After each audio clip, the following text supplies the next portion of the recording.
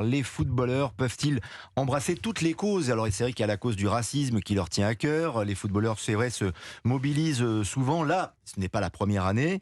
Il y avait déjà eu des refus de porter ce maillot, mais on leur a demandé de porter ce maillot avec les flocages aux couleurs arc-en-ciel, les entraîneurs avec un brassard aux couleurs arc-en-ciel. Vous avez sans doute observé ces images de Ligue 1 et de Ligue 2 tout au long du week-end, mais certains joueurs du côté de Nantes, du côté de Toulouse, 2 finalement du côté de Toulouse et 3 finalement du côté de Nantes ont refusé de porter ce maillot. Ça a été le cas aussi à Guingamp pour le match contre Sochaux. L'année dernière, il y avait eu un joueur du Paris Saint-Germain officiellement, mais je crois savoir qu'il y en avait eu d'autres. C'est Gay, absolument, vous avez raison, Norbert Saada qui n'est plus au PSG aujourd'hui. Mais ça pose question parce que ces joueurs expliquent qu'ils ne veulent pas être associés à cette cause contre l'homophobie et la cause LGBT pour des raisons de croyance notamment. Votre sentiment, Michel Moulin, pour commencer, parce que je sais que vous avez beaucoup travaillé, vous, sur le social, dans le foot, sur les origines dans le foot, et dans le foot amateur aussi, parce que c'est ça qui remonte. Non, c'est pas tellement des convictions. Enfin, il faut laisser les gens avoir leurs convictions, par contre. Excusez-moi de parler comme ça, mais il faut pas tout mélanger. Il faut pas mélanger la politique et le sport. Aujourd'hui, et le football surtout, excusez-moi, parce qu'on parle surtout de football. Moi, chacun, on est en démocratie. On est bien entendu tous contre l'homophobie, contre le racisme et tout. Mais je pense qu'il y a d'autres manières de le faire. C'est-à-dire, il y a des lois. Il faudrait taper beaucoup plus fort. Il faudra avoir le courage. Et je pense que de mettre juste des maillots comme ça, je ne sais pas si c'est une bonne ou une mauvaise chose. L'homophobie est un délit, Michel Moulin. Donc oui, elle est punie par la loi. Il faut la sanctionner. C'est un engagement symbolique, Michel. Oui, mais ça, à force. Pour médiatiser. À un moment donné, les joueurs, ce n'est pas des hommes sandwich. Et on pourrait mieux le médiatiser. Il faudrait prendre la parole. Vous savez, c'est un peu comme les gens qui écrivent un mail à 30 personnes parce que c'est plus facile de parler par mail qu'en face à face. C'est des choses qu'il faut faire de la pédagogie. Nos dirigeants, encore une fois, je vais le redire, nos dirigeants sont très faibles encore une fois. À mon avis, ils n'ont pas dû expliquer, ils ont envoyé des maillots, il n'y a pas eu de pédagogie, il n'y a pas eu d'explication à long terme. Et d'un seul coup, ça tombe le jour du match, et à un moment donné, on leur dit de mettre des maillots. Donc il y a des gens, et il y en a certains qui l'expliquent très bien, qui sont contre l'homophobie, qui sont contre le racisme, mais ils n'ont pas envie de s'afficher. Et moi, je respecte leurs convictions. Et on ne peut pas... Et aujourd'hui, moi, je dis...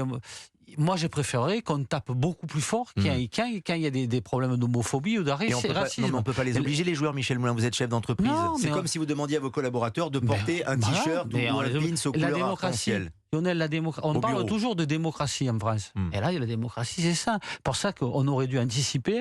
Le problème, c'est qu'on a encore des dirigeants qui ne sont pas des vrais chefs d'entreprise. Ce que je dis depuis longtemps. C'est des gens qui sont là, qui veulent profiter du football. Et les vrais chefs d'entreprise aujourd'hui, ils auraient anticipé cette situation. Et ils ne l'ont pas anticipé. Et aujourd'hui, ça salit encore le football. On continue à parler des choses. La ministre aujourd'hui, je vous donne juste un exemple de la ministre, qui m'a, moi, choqué, en disant il faut sanctionner. Mais ça, c'est facile. Il y a qu'à, il faut qu'on. Mais madame, quand vous étiez directrice générale du tennis, est-ce que vous avez mis des maillots différents à tous les tennisman? Non. Et si par hasard, Nadal, Djokovic n'avaient pas voulu porter ce maillot, est-ce que vous les auriez virés de Roland-Garros? C'est une bonne question. Moi, je vous dis que non. C'est un autre sport, sans doute, donc, parce que c'est un sport individuel. Il faut anticiper, il faut être très intransigeant sur ces dossiers-là. Mais après, il ne faut pas mettre les hommes... Il ne faut pas, à un moment donné, faire n'importe quoi. Là, moi, je dis, et on mélange tout. Michel Moulin. On fait beaucoup de démagogie. Tout le monde dit, oui, il faut, oui, d'accord, il faut. Amélie Oudéa-Castéra, la ministre des Sports, lors de la polémique pendant la Coupe du Monde avec l'histoire du brassard contre les discriminations, était allée au Qatar une première fois avec une écharpe aux couleurs arc-en-ciel. Elle a assumé et elle s'est engagée et elle a fait ce choix. Mais elle a pas... Je tiens à le préciser aussi. Oui, après, en effet, on peut trouver scandaleux ou pas, d'ailleurs, Alain Roche, que des joueurs refusent de porter ce maillot-là, parce que finalement, c'est quoi porter ce maillot-là? C'est juste avoir des couleurs un tout petit peu différentes. Enfin, c'est à la limite, est-ce que la symbolique dépasse la conviction du joueur et l'empêche à ce point de faire son métier? Mais je reviens sur ce que vous dites, c'est pas le maillot aux couleurs, c'est un maillot du club. C'est le maillot du club. Voilà, il y a juste des couleurs sont arc-en-ciel sur le maillot. Voilà. D'abord, on n'est pas en train d'être pour les homosexuels. C'est contre les discriminations contre les homosexuels, ce qui n'est pas pareil.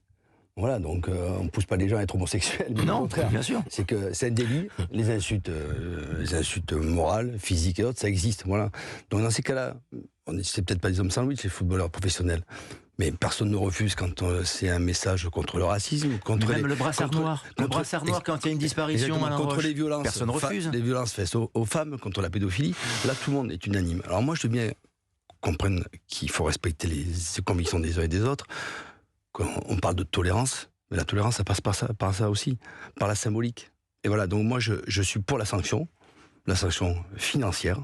Pourquoi ? Parce que vous mettez... Pour les joueurs qui n'ont pas voulu porter le maillot mais bien et qui ont sûr. refusé de jouer. Mais bien sûr. Alors, je suis d'accord avec Michel sur le fait sur la prévention. Je pense que peut-être que la communication n'a pas été bien faite par la Ligue, n'a pas été bien faite par les clubs auprès des joueurs pour expliquer, comme on peut l'expliquer nous ou d'autres, que c'était important aussi, que le football est le sport le plus médiatique qui existe au monde.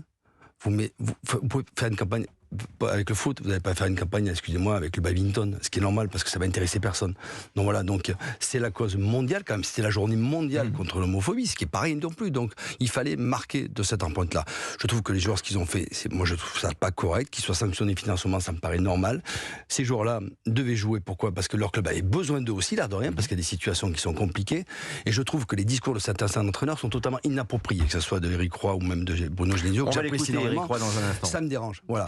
Ça veut dire qu'il faut faire des préventions ou des opérations en début de saison, mais ça ne veut rien dire du tout. Voilà, là, c'est maintenant, c'est la journée mondiale, ça se passait le 17 mai, il faut savoir l'accepter. Voilà.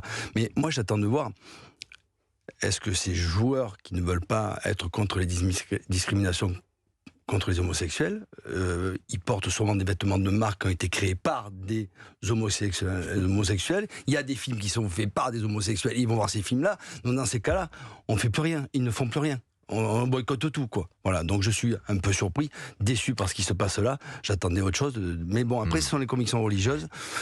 Et pourrait-il être... C'est la tolérance. Pourrait-il être considéré comme homophobe en ne portant pas ce maillot ? C'est aussi la question que l'on peut se poser aujourd'hui, Norbert Saada. S'il ne s'engage pas dans cette cause, est-ce que c'est un signal, un message que ces joueurs transmettent à travers comme a dit Michel Moulin, parce que j'ai écouté avant de venir l'équipe 21, et il y avait un gars qui était là, qui travaillait bénévolement pour la fédération, qui était chargé d'aller voir tous les clubs et d'expliquer en avance tout le problème.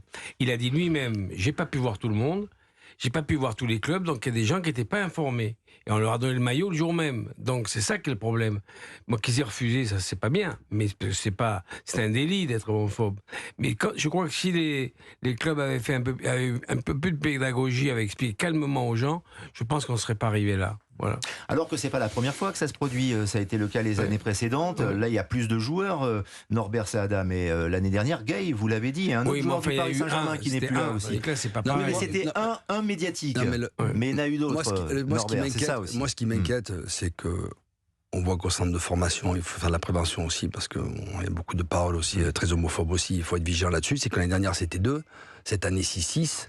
L'année prochaine, ça va être quoi, 10, 12. C'est ça. Non, mais Alain Giresse, pardon. Alain Giresse, allez-y. Alain, vous voulez réagir et justement, je vais avoir votre regard, Alain Giresse, parce que peut-être qu'à votre époque, lorsque vous étiez joueur, vous êtes entraîneur aujourd'hui, et donc là, il y a cette responsabilité, cette pression aussi, si vous étiez confronté à ce genre de situation. Mais vous, quand vous étiez joueur, est-ce qu'on vous a contraint à porter un maillot ou embrasser une cause en particulier sur un terrain ? D'abord, effectivement, quand il y a des actions qui sont menées, comme c'était le cas là, ce week-end, ce sont des causes nobles. La discrimination sous toutes ses formes et toutes ses sortes, ça me paraît... J'ai du mal à comprendre qu'on soit opposé. On soit opposé à cela pour je ne sais quelle raison. Alain avait évoqué la tolérance qu'on doit avoir, effectivement, l'acceptation des autres tels qu'ils sont, avec leurs différences. Et je pense que, bon, certes, les joueurs ne doivent pas être des porte-drapeaux et aller défiler et défendre toutes les causes à tout bout de champ, mais quand il y a, comme ça a été le cas ce week-end, une action menée, oui, je crois qu'on peut s'y prêter. Et vous pouvez parler, oui, on a toujours fait des actions comme ça. En même temps, il y a même des joueurs, on ne le sait pas, qui de leur côté, de leur propre chef, font des actions envers les personnes un petit peu plus démunies. Donc voilà, et aujourd'hui, on refuse tous ces comportements maintenant qu'on a de cibler des personnes parce que, soi-disant, ils ne sont pas différents, ils sont ce qu'ils sont. Et comment comment ne pas accepter ça? Et les joueurs, je crois qu'ils se trompent. Vous parlez de les informer comme ça. Et ils le savent. Ils savent très bien ce que ça représente, mais ils vont pas jusqu'au bout pour des raisons bien personnelles, de conviction, etc., ou de confession. Oui, c'est regrettable. C'est regrettable parce que demain, on fera. L'UNICEF va lancer une cause pour les enfants. Il y en a qui vont refuser parce qu'ils n'aiment pas les enfants ou je ne sais quoi. Non, c'est tout. Ça paraît impensable. Mais oui, ça paraît impensable. Quand on voit ce qui se passe, là, on est dans le cadre de toute discrimination. Donc, ok, je pense que ça mérite. Je crois que tous ensemble, dans l'histoire de la société, eh bien voilà, chacun dans son domaine puisse démontrer qu'effectivement, il faut refuser tout.